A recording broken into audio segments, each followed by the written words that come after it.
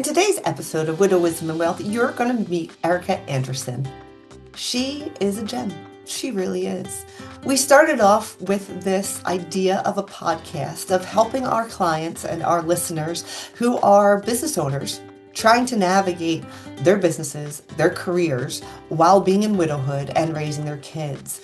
But what we got out of this conversation was much more personal, more about resiliency, living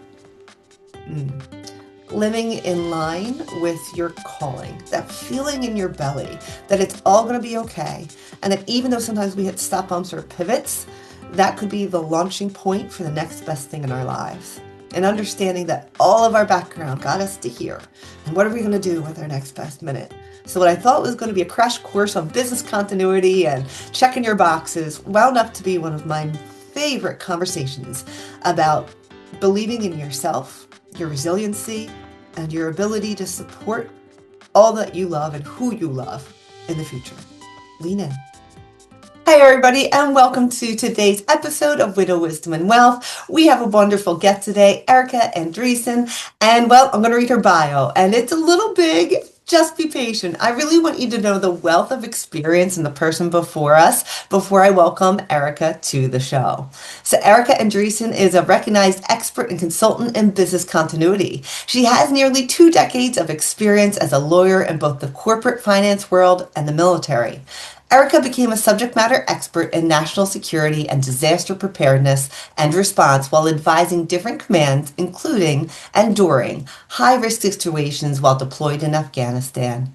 Erika left active duty in 2020 and started EAAS Consulting with the goal of keeping businesses in business. Erika is also professor of emergency management for the MPA program at the University of Texas at El Paso. Erika is a widely quoted expert and has been featured in a variety of publications, including Forbes, ProPublica, and Success Magazine. I told you she was very accomplished. She's also a sought-after presenter and keynote speaker at conferences, addressed private events for Fortune 500 companies, and is an invited lecturer for both MIT's Advanced Business Resiliency and Crisis Management and Business Resilience courses. Her experience surviving Hurricane Helen in Asheville, North Carolina, inspired her second book, When the Shit Hits the Fan. And I'll tell you, ladies and gentlemen, the topic or the title actually has SH apostrophe T, but I promised Erika we could curse on this podcast. So here we go. When the Shit Hits the Fan, Business Survival Guide to Thrive, Grow, and Keep Your Cash Flow After Disasters. She also has the book, How Not to Kill Your Business. Erika is a fan of combining her emergency management background and business continuity to maximize impact for community resilience. She is also a 2-time Amazon bestseller, international podcast guest, recovering lawyer, and generally she's a hoot. I say she is. I agree. Big bio, because you deserve every little bit of it, Erika. Welcome so much to the podcast. Thank you, Donna. And I did tell her she could edit that down if she wanted to, but You she did. says, I appreciate you not. I did. I took 2 sentences out. If you compare it to everything else you gave me, I did take 2 sentences out. But I think so much of what you do has an impact. So as you know, this podcast is for widows and widowers surviving in their career as well as raising their kids. And for so many of our widows and widowers, they are literally navigating their own businesses, or they've created their own business out of change because, well, let's see, maybe they don't have the opportunity to be in the corporate world anymore because they are raising their kids. They need a flexible schedule. And for many of my clients and my listeners, they inherited a business from their spouse that passed, sometimes with that spouse's ex-family, late family. And now that's a whole new dynamic because there was no succession plan in place. And so when you and I talked very briefly before, I was like, hold the conversation. I want this all to be recorded in a podcast because I think you can lean in, even though we're talking about big business and disaster recovery. Sometimes living in widowhood is a big old disaster on its own. So I think the listeners need to hear all of this experience and why I am so excited to have you as a guest today. Thank you. And I think it's not even just a parallel with business to widowhood or a substantial change in life or just any kind of natural disaster coming. Any type of resilient skill set at base has the same components, whether it's for your business, whether it's for a big change in life, whether it's for a disaster. And I used to make very early on in my career an example of why you want to do business continuity. It's like estate planning, because if you have all this stuff figured out in advance, it's less stressful and Mhm. less hard on the people who are left behind. And that could be your family, or it can be your employees, it can be your investors, it can be your, clients. There's a lot of aspects in this that there's a lot of the same ideas and principles that translate into why doing these things are a good idea, why these things benefit you personally from a resilience aspect. Because, like, Lord knows, having lived through Helene, that, it was weird having taught this kind of stuff as emergency manager, professor, but also in the military, I helped respond to disasters, but also to be impacted. And I Yeah. always knew how a community their survival is really key to a return to normalcy and you thriving afterwards. And that's just a day to day, like able to go to the cafe and get a matcha latte if you want, which you can't do after disaster. Like these little things actually mean a lot. And when you have your life uprooted for any kind of reason, the skill set you learn from the kind of things that I do and talk about are important and very easily translate to your audience base. Yeah. And so tell us a little bit about you, your story, not your bio, you. And what do you do? And how can our widows and widowers lean in and be like, ooh, Erica's got it. I learned something. Tell us. Well, I think the best way to not repeat much of my bio is my journey was going from corporate law to what I do now. Yeah. And the first big change for me, and this is another thing about big changes. I used to say I didn't know what I want to be when I grew up, but I realized I was just evolving into the perfect version of what I need to be today. So I want Put it on a t-shirt. That's awesome. It's gonna be top of note cards. I'm stealing it. Go ahead, Erica. was a corporate lawyer and I absolutely hated what I was doing. Not so much in the beginning. I never loved it, but when I was helping the rich banks and corporations who caused the world economy to collapse in 2008 defend themselves against the Attorney General, the SEC, the DOJ, I was like, this doesn't feel good. And I was like, I need to do something more fruitful with my law degree that felt good. And I was doing pro bono work for veterans. And I was like, okay, more of this, but it felt dirty to charge. So then I took a $70,000 pay cut and joined the military and did that full time and felt very fulfilled doing that. And then I decided I needed a change because as a single woman because I joined late, I had done law for like 10 years, but no, 7 years before I joined the army. Then I did the army for 10 years. Moving around as an adult every 2, 3 years, having to make new relationships, friendships, whatever. And no man is leaving their job to follow a woman around, especially over 40. So I was like, I need more control over my life. And I left the military and then decided I kind of had an idea that I wanted to do this what I'm doing now. And it was I was walking down the street one day after I came back from my deployment, and a place that I liked going to had closed.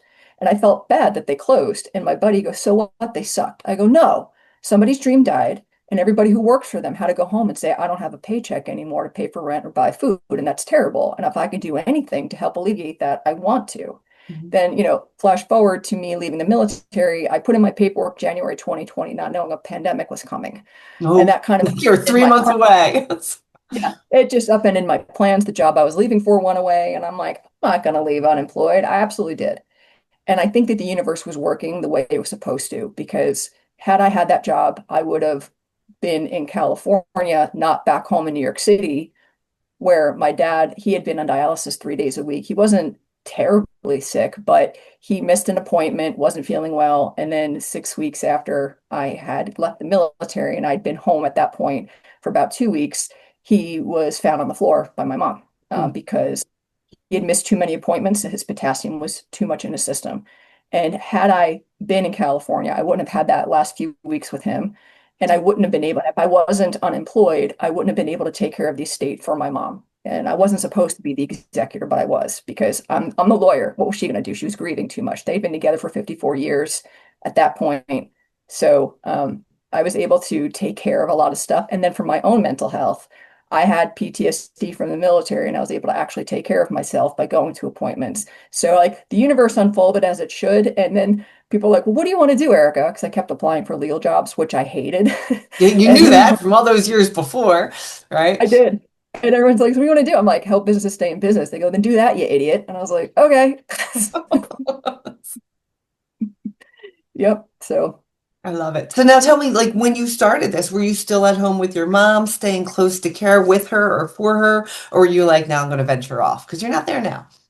no, no. Well, no, there's been some stuff Yep. in Go with the the stuff, kids. We've all had stuff if we're listening to this podcast. yeah. So, my now ex, we were long distance, and he was finishing out his career at Fort Bliss in El Paso, which is how I wound up being a professor of University of Texas in El Paso. I moved down there to be with him about 6 months after, yeah, 6, 7 months after my dad died. So I'd been able to take care of my mom, and I Yeah. pretty much had the estate wrapped up, which was very quick because a Because you're lot of it passed. experienced.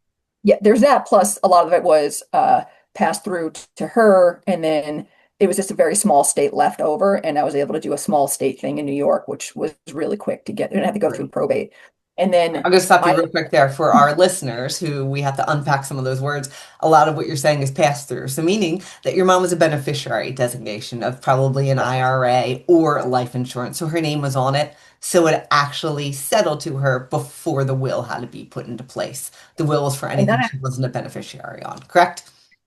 yes, and then I nicely set up my sister, who's actually the executor, up for when my mom dies, because I'm like, I ain't doing this again, and I Yes. transferred a Efficiency, lot of stuff. listeners, efficiency. Yeah, transferred a lot of stuff to TOD that made sense. I did some other stuff, so whatever is left over the estate is smaller. And we didn't know that my dad had stock, like only because when I was calling up for the life insurance policy, they're like, "What do you want to do with the stock?" We're like, "What stock?"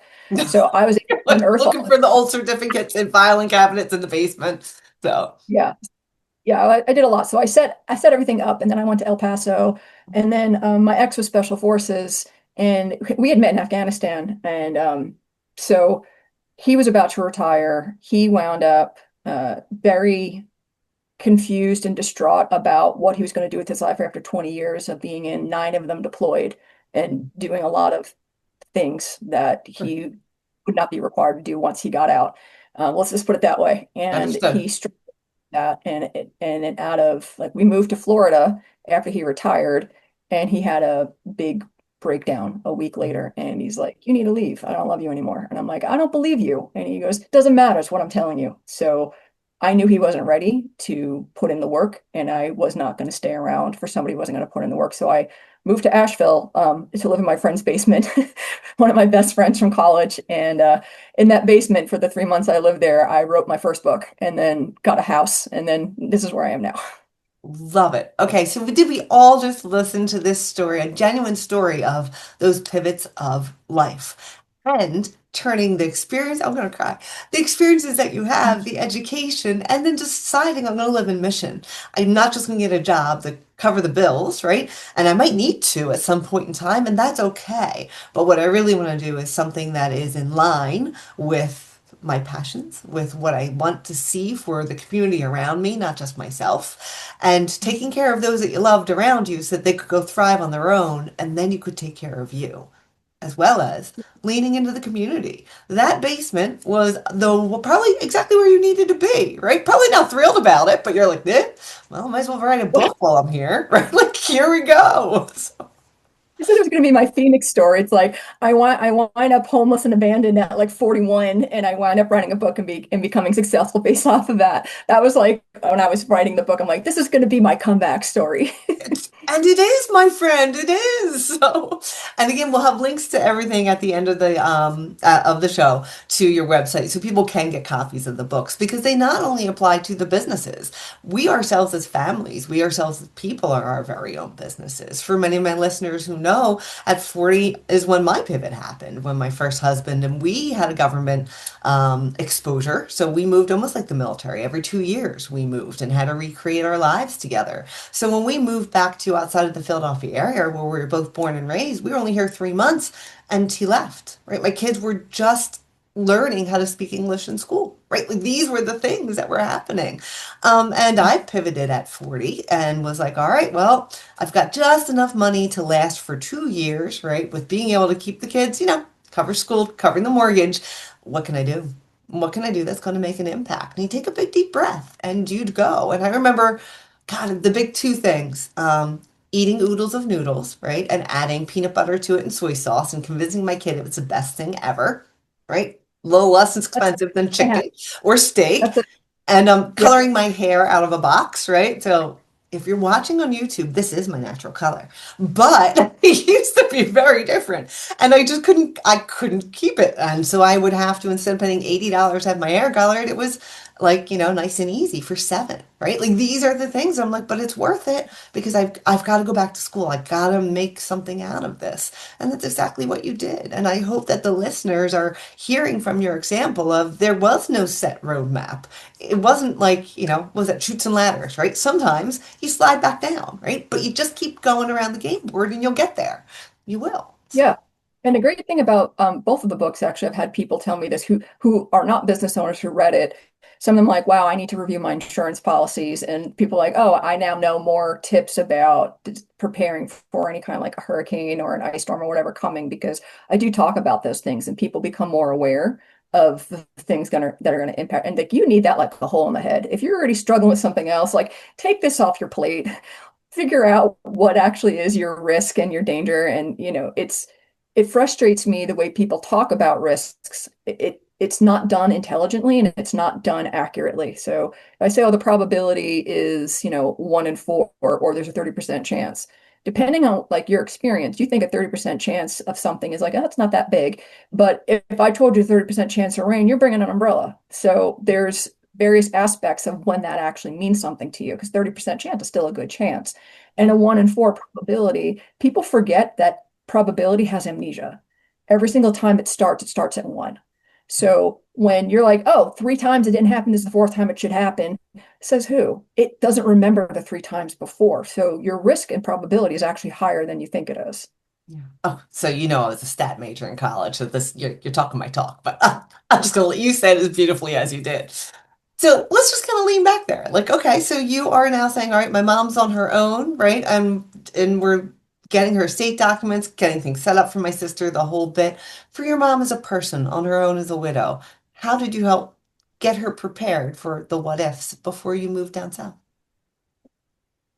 Well, so I don't want to say I took over her finances because I did not want to take on the burden of her day to day, but I oversee her accounts and I she knows to trust that she's okay with Mhm. certain things. And I was like, don't call me about $20 things, call me about big purchases. And so I've also forced her. I was like, listen, you now have a task. You are to spend at least $50 a week going out to dinner on a Friday. I don't care what day of the week you're going out. She's like, well, I'm scared because I don't know anybody. I used to know people at these places. I don't work there anymore. I go, how are you going to get to know them? You Yeah. have to keep showing up. You become a regular. She's like, oh, I guess that's true. So I now check in every week. I'm like, where'd you go? Where'd you go out to dinner? Like this is now her homework because she was also just withering on the vine without my dad. They had been together. She got married when she was 19, and now she's turning 78 in Yeah. April. She So didn't know she an was just adult life without him. no, no. And so that for me, her getting out and doing things was more about her personal survival than, hey, I'm glad she finally installed a generator, which she did this last year. So, various things that I'm like, this is important for you. So I know not just that you'll be fine if the power goes out, but also that you are feeling better about yourself and your life and that you still have a life to live. Yes. So I've set her up in that way as well. I love that. So one of the quotes that I found on your website, and I loved it, and maybe I'll put this one on a t-shirt or a coffee mug, is take the steps to increase your resiliency and secure a plan to face disasters, survive disruptions, and thrive in the aftermath.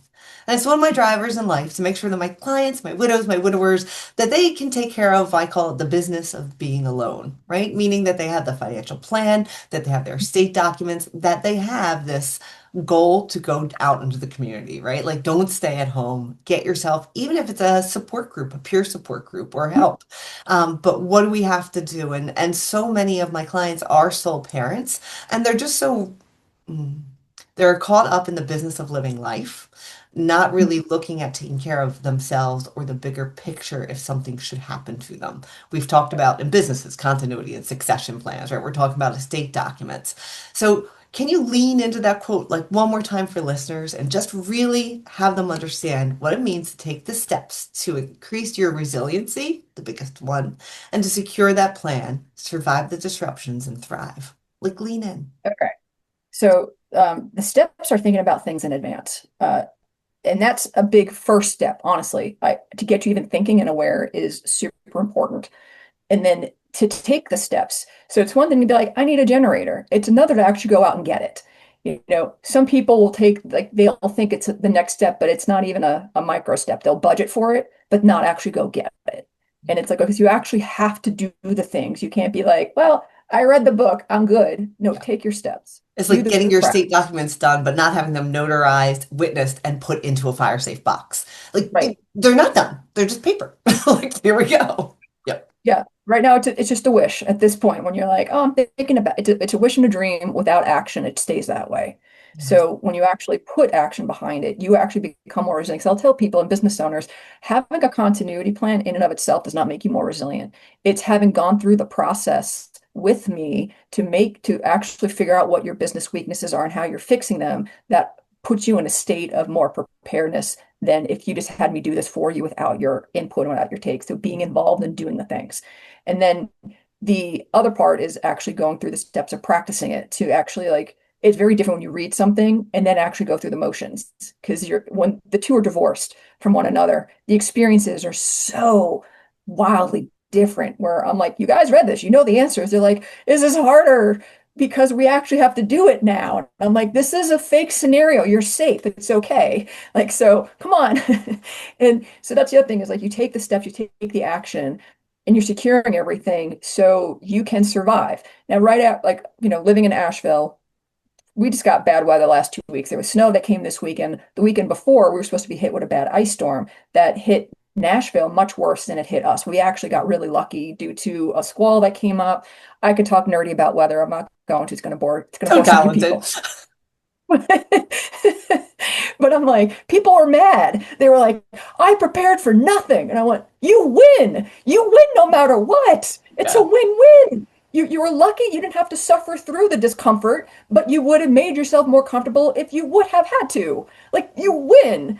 I don't see why you're mad about this because it wasn't tested in real time. Just happy that you didn't have to and happy to know that you could have Yeah. because you would have been a lot more comfortable than anybody else who didn't do anything to prepare.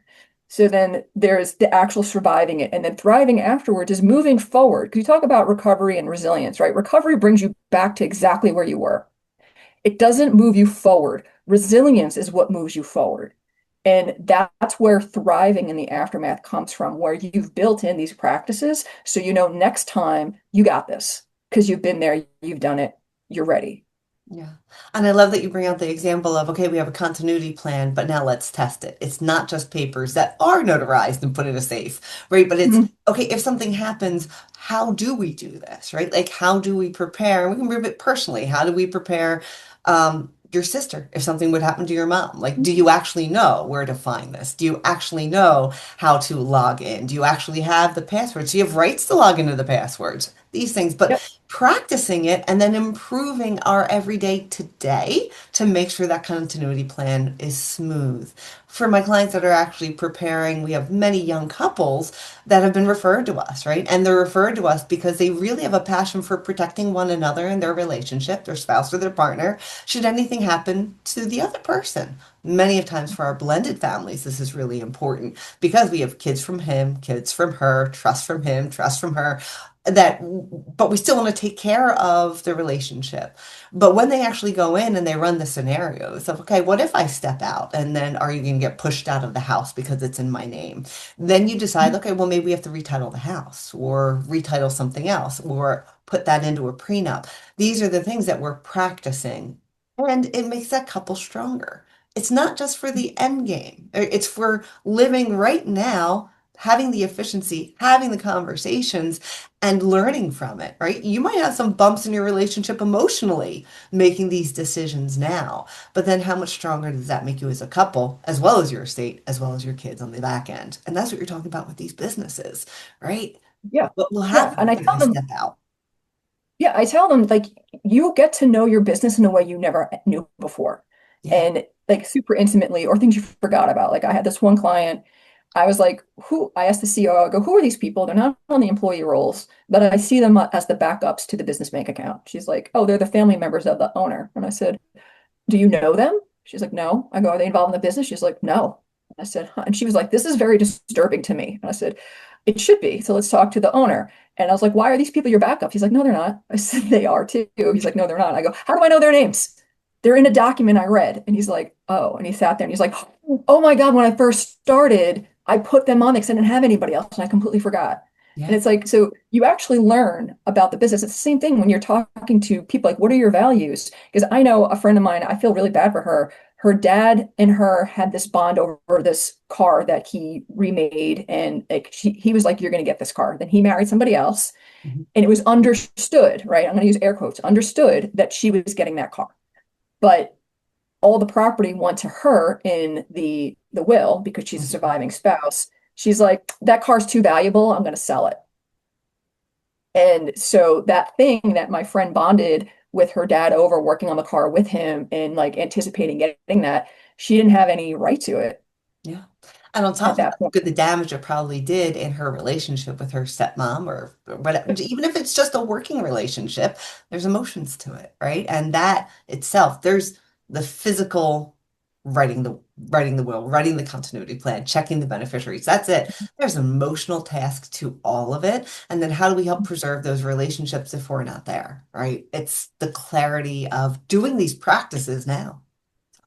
Yeah. I'm a big, because of, my legal background, I'm like, you write everything down. You don't trust it's going to happen. Well, I think it's insulting to write it down because it shows that I don't trust. I'm like, trust me, write it down. And if you love each other, you won't care that it's written down because it's like, oh, this is just for legal reasons. It's not a lack of trust. And I mean, if having something written down is going to cause that much consternation in your relationship, then maybe there's some other issue that True. you need to be evaluating. Dig a little deeper, get some professional help, right? Like, but it's true, right? Like there might be something else underlying there and we gotta unpack it, right? We always call it, I call it ostrich in the ground, right? When they just stick their head deep in the ground and life is spinning around, but they just don't want to deal with it. If you love those that will be there tomorrow for you and with you, you might want to deal with it today. Like those are those big things. So my Yep. sweet friend, I'm calling you my friend now because I'm probably going to stalk you forever. But really, I'm not. But Erica, you've recreated yourself into so many different careers aligned with where you needed your life to go. What advice would you have for our listeners that are out there being like, wow, she did that, right? She completely pivoted. And they might be wanting to do the same, but like what advice or did you just listen to your gut? Like what gave you that push to be like, I'm going to do it different and this is why? I think my big advice is do what makes sense, but makes sense to you, not what makes sense to everybody else. Because I had a long path of doing what made sense to me. I said I took a $70,000 pay cut to join the army because it made sense to me, and I was okay with that. It wasn't about the money, it was about feeling like I was doing something good. And then leaving the military was right, and I could have pulled my paperwork back. I could have stayed in, but I knew that's not what I wanted. I mean, I could have continued working. And then I look at this state of the military now and I'm like, I'm so glad I'm not there anymore. But, when I got out and I got scared of not having a job, being really lost because of needing my PTSD therapy to start, having my dad die, there was I went to what made sense to everybody else. What made sense was for me to apply to legal jobs because I could do them. They were easy. I've been doing them for years, but it wasn't resonating with my soul. And I think that's also part of the universe, it was plan of, they say rejection is protection. It's like, you're not even going to get an interview because this is not what you should be doing. Yep. And then I was like, you know what? Yes, what makes sense to me. And it's funny, you talked about, not going to get $80 haircuts anymore. I had to scale back my spending from what I was making in the military, and it hasn't been bad. I've still had a really good life. And most people don't tell you, you don't really start making money if you have your own business for like 5 to 8 years. So like I've not been able to pay myself yet. I'm about to hit 5 years. So we're getting there. I'm actually really close. I'm Good so job. close to being We're on the able to same sell. trajectory, my friend. We established in 2022. So we're with you. Right. So it's just trust that there is a plan. It's not necessarily faded. I just think it's a plan and that the opportunities are there. And as long as it makes sense to you, it doesn't matter what it makes sense to anybody else because it's true. It speaks to who you are and who you're supposed to be. I love that. No, Erica, we truly appreciate you being here, sharing your mission to help those to thrive in business during challenge and change. Thank you for applying it to our personal lives and for being so genuine about your personal life. The wisdom that you share will easily translate into the lives of all the listeners here, whether they're navigating the business, changing their careers, figuring out how to love on their parents more, prepare them for the next step, or just take care of their kids as sole parents. Where's the best place for listeners to find out more, to find your books, and to listen? We'll put it all in the website and the links in the show notes too. But tell listeners, where's the best place to find you? I think my website's the easiest, www.eaasc.com. And by the way, EAS is Erica as a service. Could you get me and my expertise? Yeah, So that say it again. Say it again. What's it for? Erica as a service, because you get me and my expertise. So it's my Mhm. plan software as a service. But yeah, the website's a big clearinghouse. It's got links to, the ProPublica, the Success article, the Forbes article. It's the Amazon link to my books. The reviews for my books are in there too. It's got a worksheet as well that people can download. It has a link to whatever podcasts I've been on, the audio or visual or both, and there's like 40 of them. So there's a lot about me you can get out of that. A lot of resources for Erica. And I'm going to change. I'm not stalking you. I'm going to support you for a very long time. So, any words of wisdom you'd like to leave for our listeners, my dear? Um, I think one of the things that I got really good at is I stopped looking at the horizon of where I wanted to be, and I look at where I am and where I came from. Yeah. Because it's important to recognize, even though things like my relationship ending, because it was out of the blue, was devastating. So I had to grieve that like it was a death. Mhm. And to know where I've gotten from where I was, to look back and be like, wow, it's been almost 4 years at this point, and you were able to do X, Y, and Z. You were able to get your own house. You were able to do all these things I mean, everything's harder by yourself. You don't have someone to split the bills with, but appreciating where I am versus where I was even last week is huge. I love that. Living for today. Well done. Thank you, Erica. Can't wait to share this with everybody when it goes live. Have a good one.